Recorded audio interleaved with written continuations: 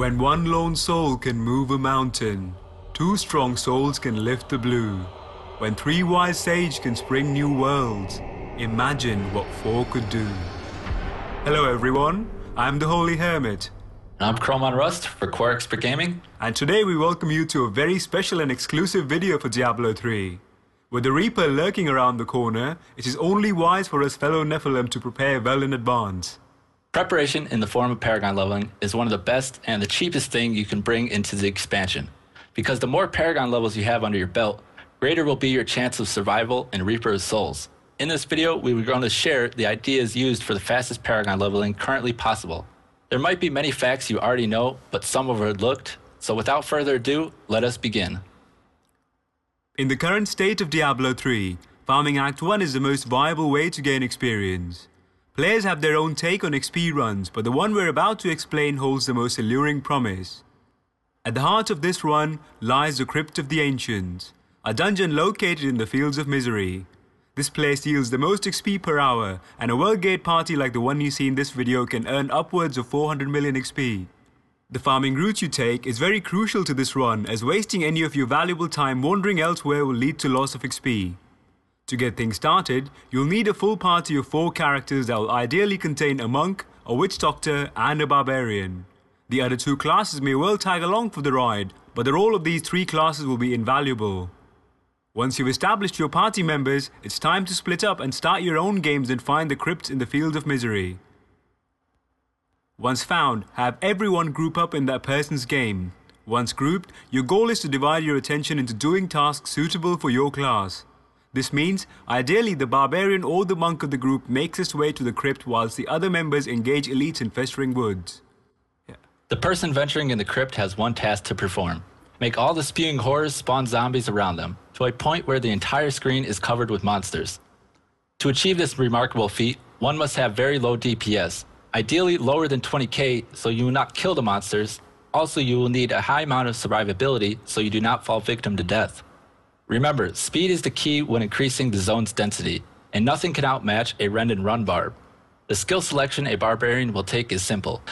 A standard whirlwind build with rend using the Ravage rune will mark enemies 17 yards around oneself.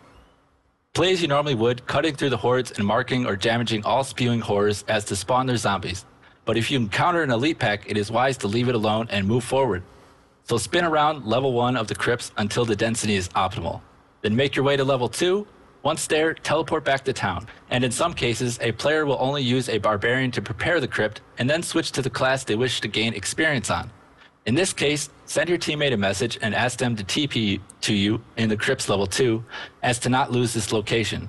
Once the portal is secure, be sure not to use the teleport, or your group will have to run back to the crypts, costing valuable time. During the course of crypt preparation, the other Paragon party members will be busy preparing the elites in festering woods. Depending on one's luck, you'll be able to find anywhere from 3 to 5 stacks in the woods. So tackle these elites head on, but make sure you don't kill them. Bring their health down to 10% or so and make your way to the next elite, until you've prepared at least 3. If the time allows and your crypt barb or monk is busy preparing the crypt, feel free to prepare up to 4, but there is no need for the 5th stack, as this one is always obtained in Crypt's level 2. If you have a good team and you've been practicing with each other for a while, the time it takes for the Crypt preparation and elite preparation will roughly be the same. All this will take anywhere from 4 to 8 minutes.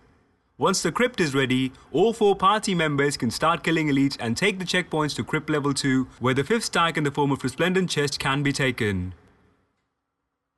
So this is where the fun begins. With the full-size party and 5 Nephilim Valor stacks, the amount of experience you will gain will be tremendous. Make your way from Crypt's level 2 to Crypt's level 1, and then all the way to the Fields of Misery. You are encouraged to kill the elites outside the crypts, but if you are after only obtaining the experience at the fastest rate, leave the game and start the process again. We have some class-specific tips that we are to share with you, as this is a group activity and the speed of farming is determined by the quality of your party and its synchronicity. You may have the highest DPS in the world, but if the teamwork is absent, frequent deaths in the crypts will lead to a frustrating experience grind and loss. Starting off with the monk, I have a multitude of amazing abilities, but none of these is going to compare to the efficiency of a Firepalm monk.